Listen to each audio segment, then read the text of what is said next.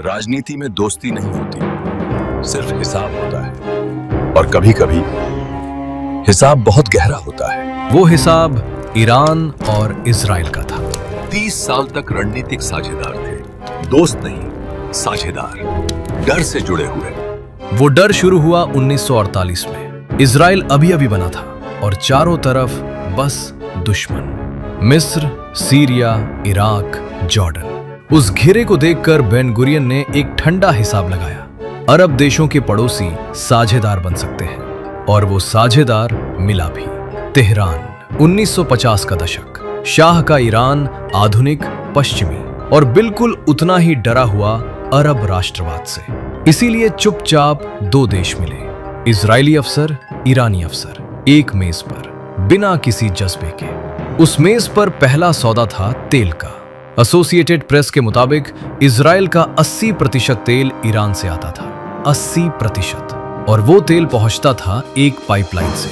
1968 इलाद से अश्केलोन तक, अरब रास्तों को काटते हुए। सिर्फ पाइपलाइन नहीं, CIA के दस्तावेजों के मुताबिक इजरायली अफसरों ने सवाइक बनाने में मदद की। सवाइक, एक नाम जो ईरान में दहशत बन गया। उस दहशत को एक आदमी ने नाम दिया, लेकिन वो आदमी था दूर, निर्वासन में, और बहुत बहुत गुस्सैल। वो निर्वासन था नजफ में। इराक, 1964 से Ruhollah Khomeini cassette tape record करते।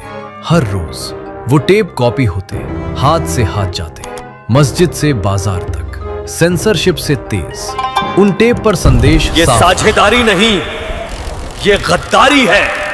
ईरान की आत्मा अमेरिका और इजराइल को बेच दी गई, और वो ईरानी शाह के विश्वविद्यालयों में पढ़े नौजवान थे, वही टेप सुन रहे थे, और कुछ बदल रहा था। लेकिन उन्हीं दिनों, दिसंबर 1977, जिमी कार्टर प्रेसिडेंशियल लाइब्रेरी के मुताबिक कार्टर ने तेहरान में गिलास उठाया।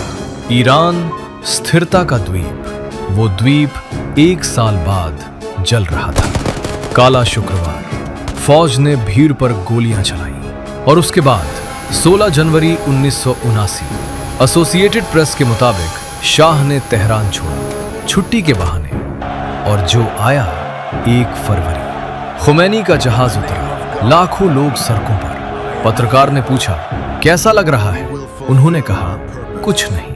उस कुछ नहीं के 18 दिन बाद वो लम्हा आया जिसने सब बदल दिया। वो लम्हा था 18 फरवरी का। रॉयटर्स के मुताबिक यासर अराफात तेहरान पहुंचे। उन्हें चाबियां दी गईं इजरायली दूतावास की। उन चाबियों के साथ इजराइल का झंडा उतरा, दूसरा चढ़ा। 30 साल का हिसाब एक दोपहर में खत्म। लेकिन वो खत्म किसी दोस्ती की मौत नहीं थी, एक ठंडे हिसाब का अंत था, और एक नई बहुत खतरनाक जंग का जन्म।